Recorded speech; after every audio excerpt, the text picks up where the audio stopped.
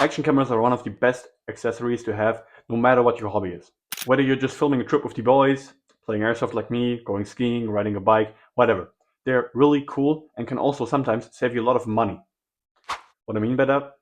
Well, a couple years ago, while skiing, a not that good skier crashed into me and broke his collarbone and tried to sue me for, making him crash. But because of my helmet camera, I could actually prove that he was at fault for the crash and I didn't have to go to a lawsuit and not waste time and money on something that I wasn't at fault for. But obviously, helmet cameras can also be pretty useful for just capturing gameplay footage or, riding around. So these things are quite cool. But there's a big problem, especially with bigger brands. They're quite expensive. So for example, GoPro or DJI, they have really good cameras, but they're also really expensive. And if you don't use your action camera like a lot, or you just don't have a lot of money to throw around, that can be quite disheartening. And now obviously you might say, hey, just buy a used camera. But first of all, you don't have any warranty for that. You don't know if it really works. It could have scratches on the lens or just have a bad battery life. And obviously you don't want that.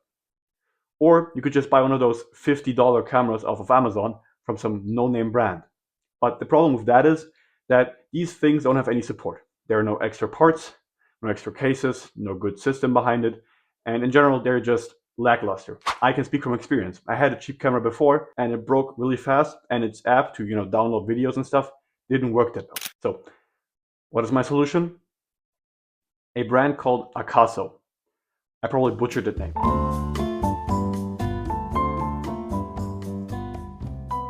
So, let's get into this cool little camera. This is the Akaso Brave 7 LE.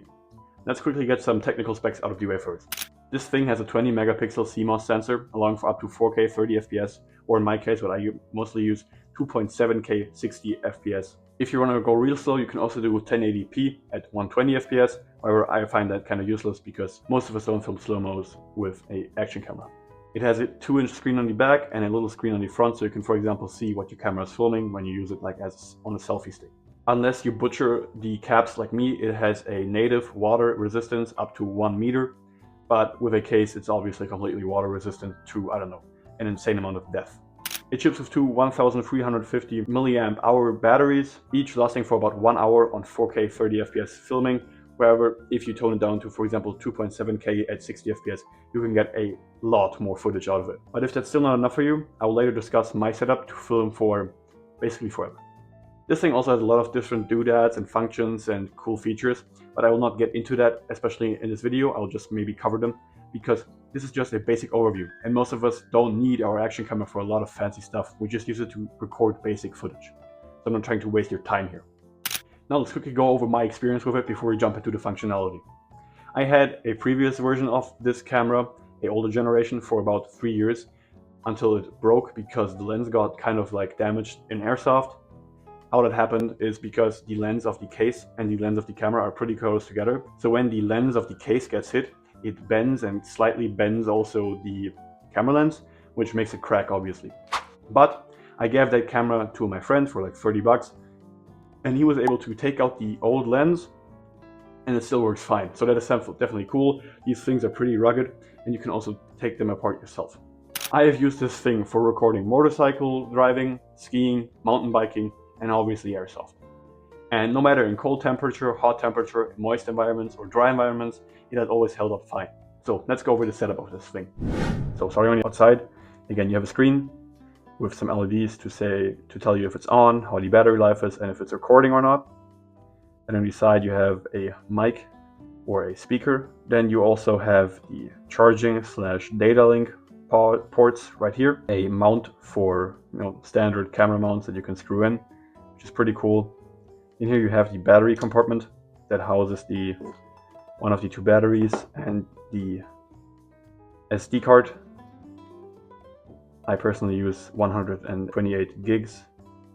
And then on this side it has the power button. On the top it has the record button and the mode button, so you can switch between different modes, obviously. And on the front just a screen and the lens, obviously. So let's power this thing on. It has a power up sound that you can turn on or off. I turn it on so I know when, for example, I turn it on and off without having to look at it and take it off my helmet. And I also know, for example, when I don't have it connected to a battery pack, if it's turning off because the battery died, so I can replace it. So let's look at the UI here. So I have the internal microphone enabled. Then right here we have the battery, full charge right now. Up here it tells you how much more footage you can take. So right now I can record for another 2 hours and 38 minutes. Then right here it tells you the mode. I'm currently in, video mode. Then here you can look at your gallery.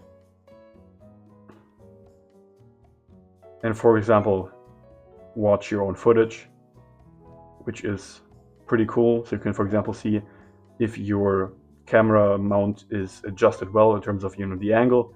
You don't accidentally just film the ceiling or the floor when running around on the airsoft field. Down here you can also see and adjust your settings in terms of how you record.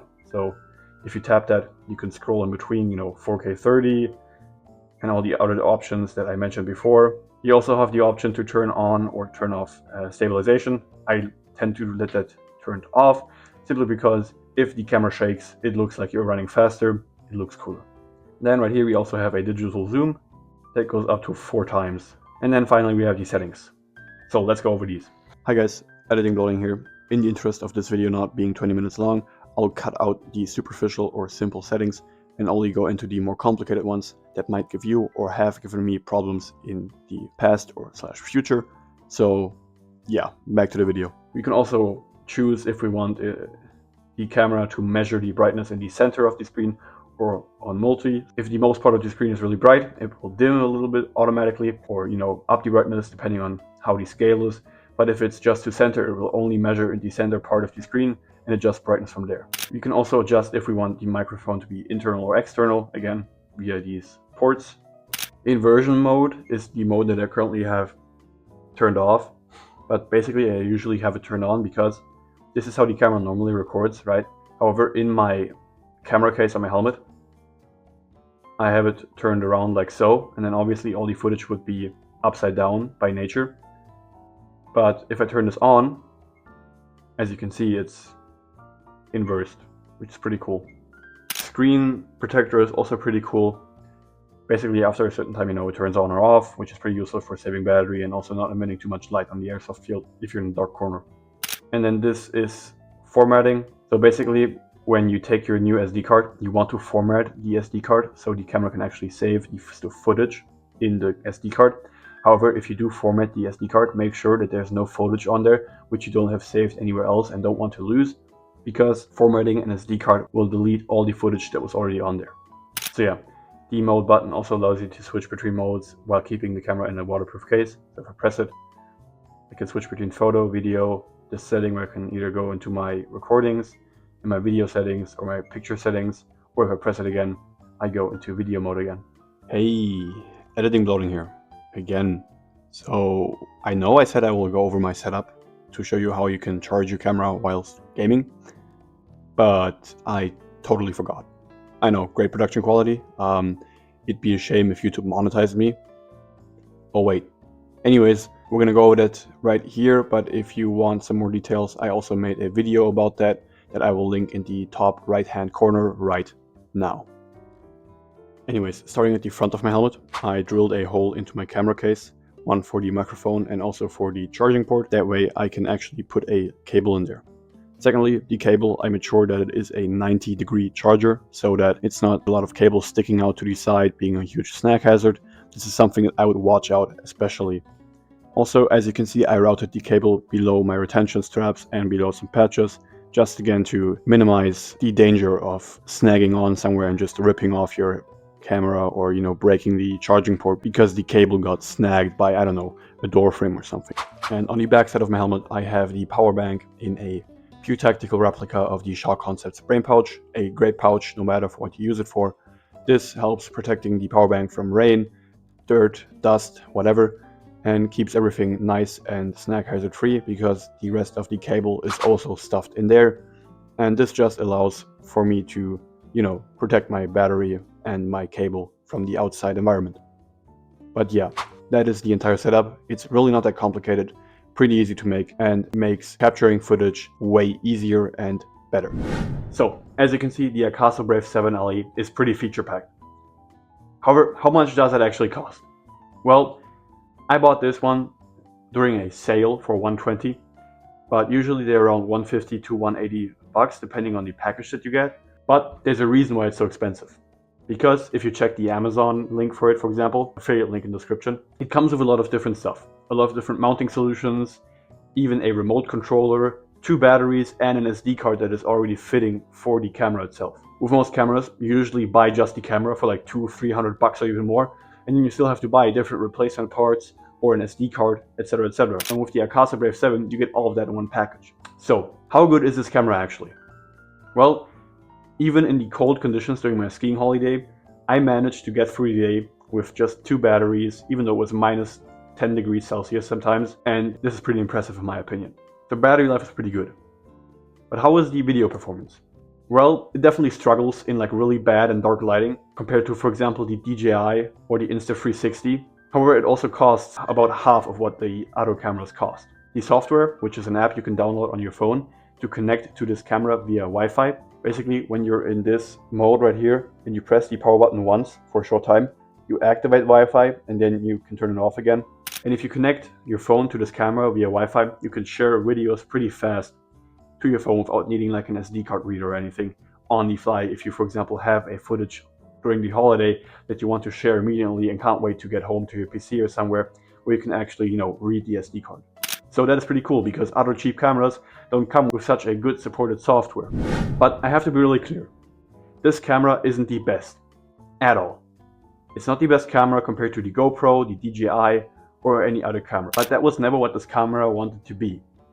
It was not intended to be the best camera, but it was intended to be a middle way. It's not the cheapest, but also not the most expensive. It's not the best, but by far it's not the worst. It's a good middle ground product that works for what you want it to do, and while it does have some fancy features, it's really good at the just basic stuff. It lasts long, it's rugged, and it has good support. And that is also something I want to mention. You can go on Amazon right now and buy replacement cases in case your breaks. Or for example, I have one spray painted on my helmet, but I don't really want to go on a skiing holiday with a multicam painted case. So I bought a different one for my skiing helmet. With cheaper cameras, you can't really do that because they don't offer such a supportive system because they just produce cheap cameras that don't really work well.